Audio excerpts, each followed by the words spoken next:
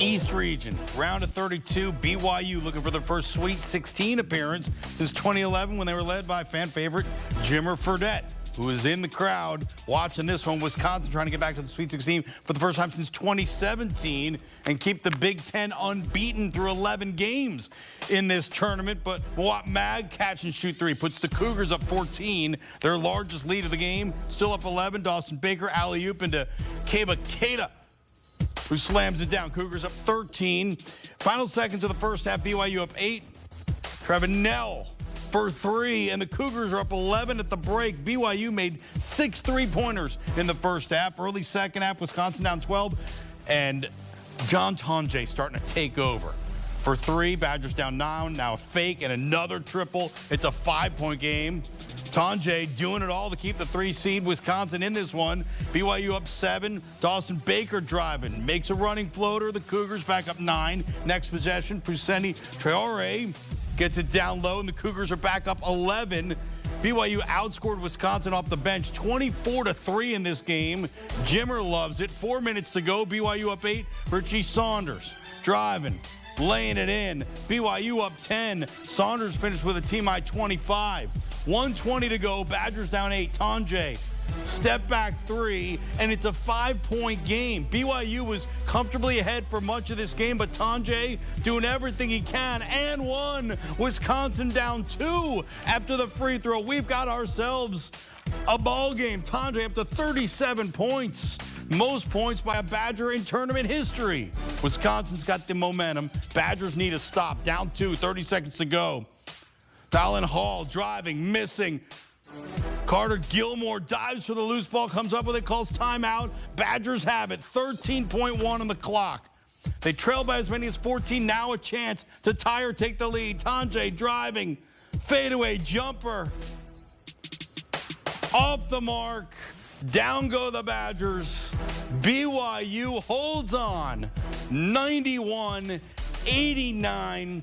First time in the Sweet 16 since 2011, and just the 3rd time overall that BYU is in the Sweet 16, and Wisconsin becomes the first Big Ten team to lose in the 2025 Men's Division I basketball tournament.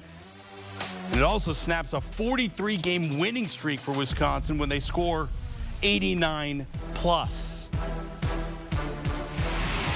What was that like for you, that moment, your first year coaching here in college, first NCAA tournament, and you're headed to the Sweet 16? Just so happy for our guys and our fans. Feels like we're in Provo right now, but man, just what a great basketball game, seriously. I mean, those 2 kids they've got are unbelievably hard to stop. All we needed was 1, though, at the end. And you had to know that Tonje was going to be the one to take that shot. What was that message to your guys? Because obviously not wanting to get the foul, but having to contain him. We just said we didn't want him to beat us. He's so good at getting to his spot.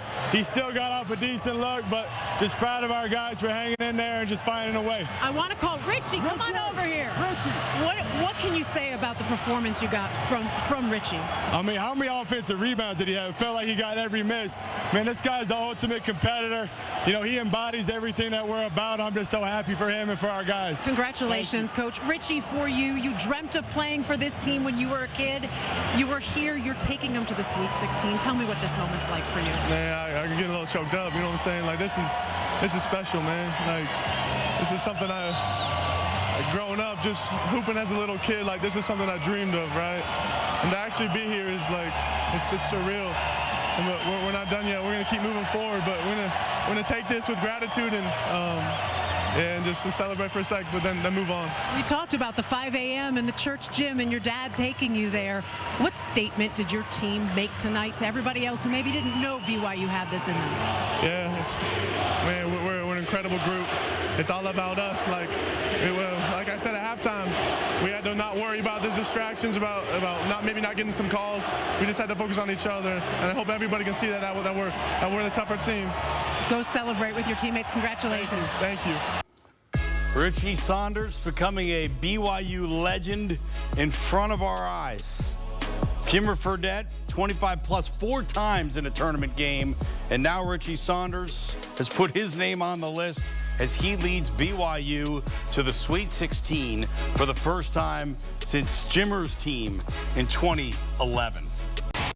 Russ Thaler here on the HQ with Dan Dickau and Tim Doyle as BYU pulls what we should consider a mild upset, a 6-3. What was it about BYU, Tim, and the way they played that gave Wisconsin fits? Because they led for most of this game. Oh, no doubt. They were up 14 with 10 minutes left, and honestly, I thought the game was over. Give Wisconsin credit. They fought. They got 24 points off the bench, BYU. Wisconsin only got 3. Wisconsin got an amazing single-handed performance from John Tonje. He was out of this world. The last possession, I think we could dive into that a little bit further. But as for BYU, they have balance. Richie Saunders is fantastic. He's great with the basketball.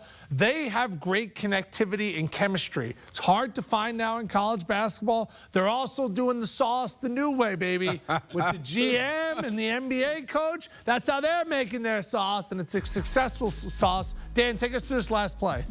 Well, I think really what it came down to was you spoke about connectivity on the offensive end. You saw that defensively. Everybody was locked in knowing that Wisconsin and Tonje was where they made their run in regards to Wisconsin. They had to make sure that if he got the ball, everything was connected defensively. They had to get a shot up over a hand, and it was tremendous defense by Mott right there at the end.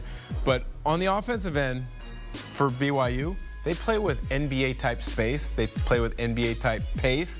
They have a lot of pick and rolls. You touched on Richie Saunders. Igor Demon didn't score tonight, but he is such a unique guy that you have to prepare for in pick and rolls because of his passing ability at his size. It's very difficult to game plan for them. A lot of college coaches haven't seen that type of attack. Yeah, Demon today, to your point, almost a triple-double. He's a freshman. 6'9", he had 11 points, 8 rebounds, 8 assists. More importantly for a freshman in a game like this, 1 turnover. That's saying a lot. And in my eyes, he's the best pro prospect on the floor. BYU dominated on the rebounds. They dominated on points and paint. Keita, Traore, those guys are really strong because Wisconsin, those guys are beefy up front. So you have big bodies going at each other.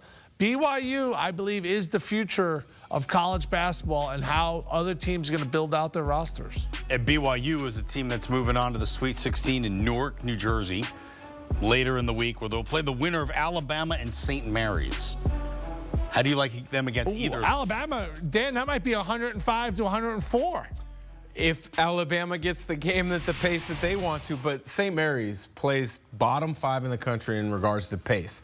And I watch them closely because they're in the same league as Gonzaga. In every game I've seen them over the last 10, 15 years, the game's played at St. Mary's pace. They don't get sped up regardless of opponent. So Alabama, they're going to continue to do what they try to do. Shoot a lot of threes, get in the paint, get to the free throw line.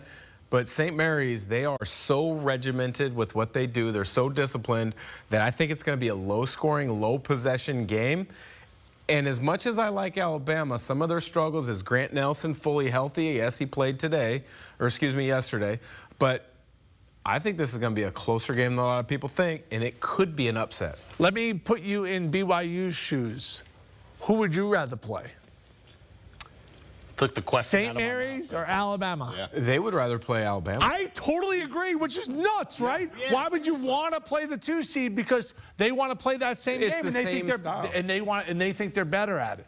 St. Mary's is going to be a hard handicap because they have really struggled shooting the 3 lately. And if they go out and have a 4 of 21 from 3-point, bye-bye. Back to Moraga, wherever you are in California. Go on back home. Is Richie Saunders putting himself on the map nationally in this tournament right now? You know, his grandfather invented the tater tot.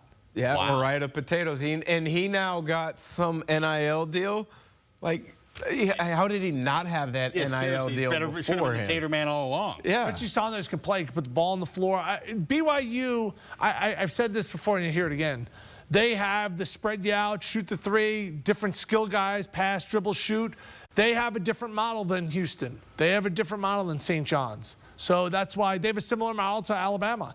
And that's why St. Mary's would be, in my eyes, and I think Dan agrees, probably more of a difficult matchup. We're going to have to wait today to see what happens there, but we know this. BYU into the Sweet 16 for the first time since 2011 with a 2-point win over the 3 seed Wisconsin. That's Dan Dickau. Who is that guy? Yeah, Tim Doyle. He says he's got the sauce. He's for got everything. sauce going. Yeah, you got the sauce. I got you saying the sauce, Dan. Tim Doyle, the master of the madness. He's here. And don't miss a moment of the action on CBS, TBS, TNT, and True TV. And download the March Madness Live app to watch every game, anywhere, anytime, live.